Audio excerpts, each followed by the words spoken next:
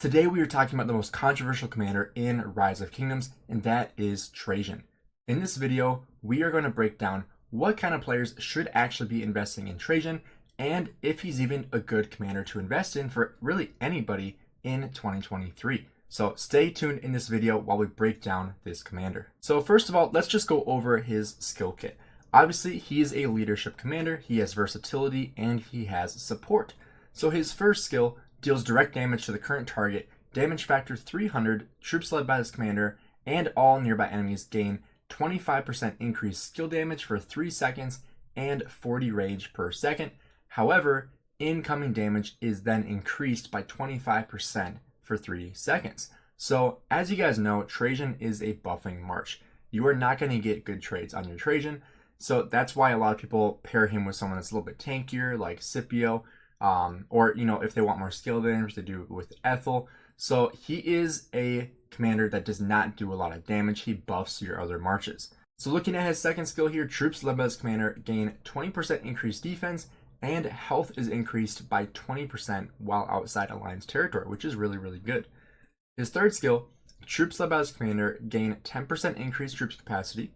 When troops led by this commander consist of 3 or more different unit types, they will deal direct damage to the current target when the active skill is used, damage factor 300, so that is a total of 300 damage factor if you have 3 or more unit types, and increased damage dealt to the target by 20% for 3 seconds. His last skill here, while on the map, normal attacks will grant troops a stack of 6% increased defense for 10 seconds, with the duration resetting each time a new stack is gained. Stacks up to 10 times. This effect can trigger at most once every 8 seconds. And then his expertise skill is increasing a former skill. So instead of dealing 300 damage factor to your enemy target, you're dealing 400. Instead of gaining 25% increased skill damage for 3 seconds, you're gaining 30% skill damage. And instead of 40 rage per second, you're getting 50 rage per second. So a little bit of a buff on that first skill. So next year, we're going to talk about if Trajan is actually useful for most players in Rise of Kingdoms. And the short answer is no.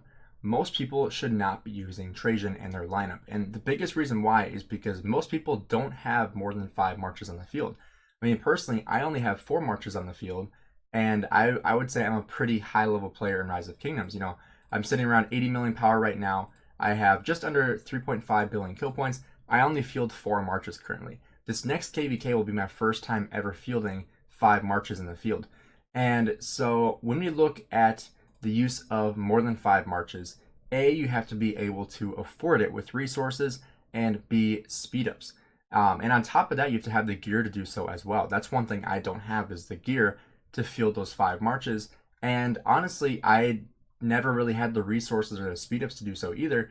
But now that I am running my farm accounts more, I am able to afford it in a much more comfortable manner. But like I said before, most players should not be using Trajan, and the biggest reason why is simply because he is just so expensive to use. Like we said before, he is not a commander that does a lot of damage, but he does take a lot of damage. If you see a Trajan on the field, chances are if you swarm it, you're going to trade very, very well. And the other aspect is you should be swarming Trajans. It's because he is buffing all those other marches and increasing their skill damage by 25 to 30% if he has that expertise, which typically, if he's on the field, he's probably expertised. And, if he does have 3 or more unit types, which typically people run a majority infantry and then some cavalry and some archers, so he's a little bit tankier. And then they will pair him with like Scipio, with Ethel, with Honda. Lots of different opportunities to use different commanders. But the fact that he does not really deal skill damage makes it so that you really have to use a commander behind him that does do skill damage, so you actually reap the benefit from this third skill, increasing the skill damage that you are dealing to that target, plus you're getting that extra damage factor for having those 3 other unit types. So now the real question is, if you have more than 5 marches on the field, if you are quote-unquote a whale in Rise of Kingdoms using 6 or 7 marches, should you be using Trajan? I think the answer is yes and no. If you have a lot of skill damage marches on the field, if you have all the meta marches on the field, and what I mean by that is having basically all the new commanders like Nevsky Joan, Boudica Zeuge, you could have Scipio Sargon, you could have Hugh with William, all these meta marches that you have on the field. If you have those marches on the field, you definitely could considered using Trajan to buff those marches. But you have to be able to afford the horrible trades you're going to get from Trajan, because like I said before, when you see a trade with him, you are not going to be happy with it. And the thing that, like, personally, that I don't really enjoy is seeing a report that looks horrible. Like for example, if you look at this report from Tiny Dancer's point of view here, just a random report I clicked on, 502K to 29K. Like that, I would be really disappointed if I saw that. And you know, an example would be this is a little more drastic, but like say 200K to 500K, and this is like a 1v1 situation, or like a murder ball situation, and you're just trading so horribly, and every single time you send out your Trajan, but you don't really see the benefits that you are giving to your other marches. So a lot of it's psychological, where you can't actually see the visual. Like this is the difference you're getting from using Trajan on the field. We can't really see that. And so for a lot of players that use Trajan or have tried to use Trajan, they see like, oh my gosh, like my Trajan trades like 1 to 10 every single time, and like there's nothing I can do. Anytime I send him on the field, I'm just like filling up my hospital with T5. And so a lot of people I see using Trajan are actually now using T4 because they know it is going to be sent straight to the hospital and it's going to trade horribly. And so that would be one recommendation I have for you guys, is using T4 with your Trajan instead of fielding full T5. Because like I said, like if you are using full T5, you're going to fill up your hospital so fast with T5 units, and it's going to be so expensive. So I would say if you were trying to use Trajan, you should have a minimum of at least like 6 or 7 billion of each resource, especially if you're trying to use T5, because that's just going to be so expensive once he starts getting swarmed in the field, and he will never trade positive. I mean, I don't think I've ever seen a Trajan trade positive on the field.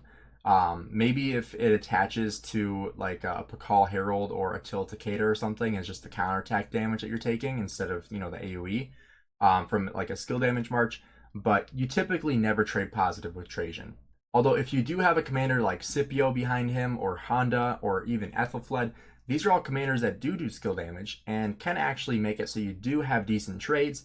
And by decent, I mean just not 1 to 10 trades, but you know, maybe like, I don't know, 1 to 2 or 1 to 3 trades.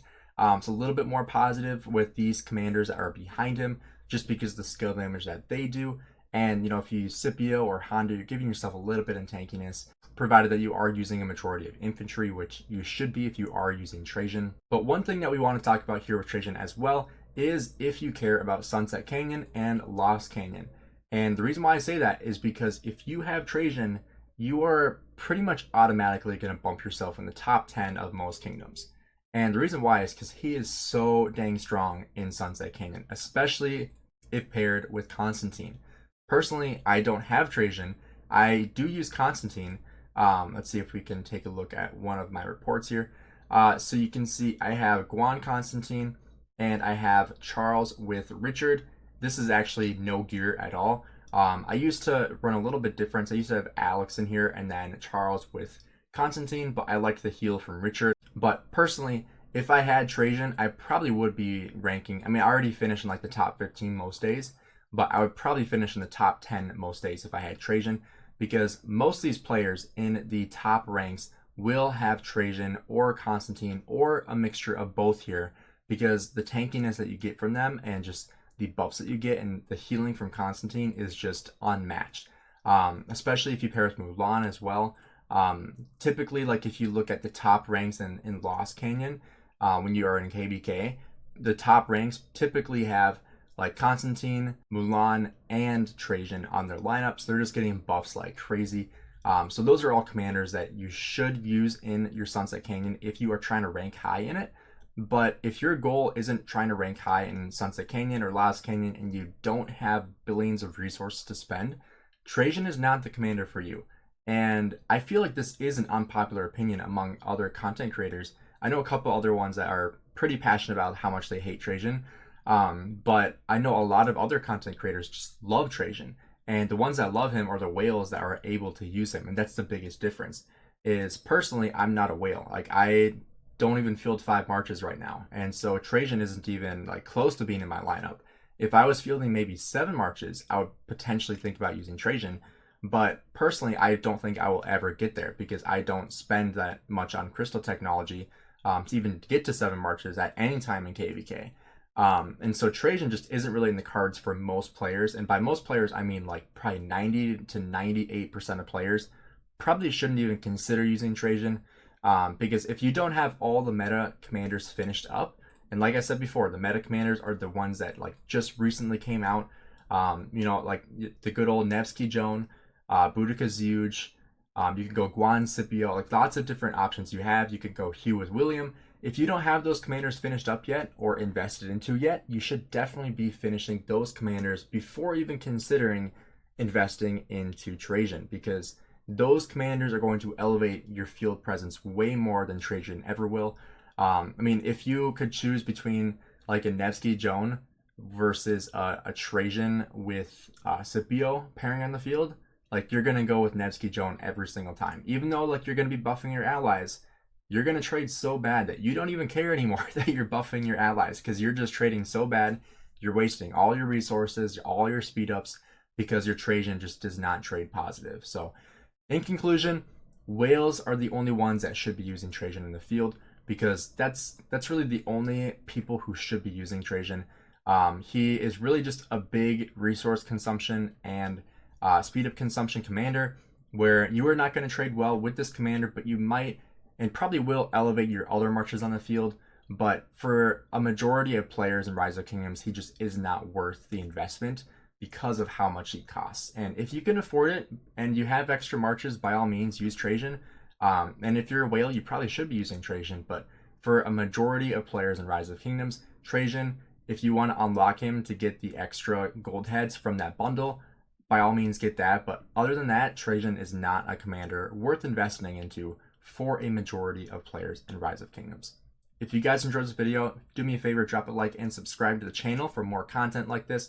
If you have any commanders that you want me to cover, drop them down below in the comment section. I'll make sure I make a video on them. Thanks for checking out the video, guys. Have a great one.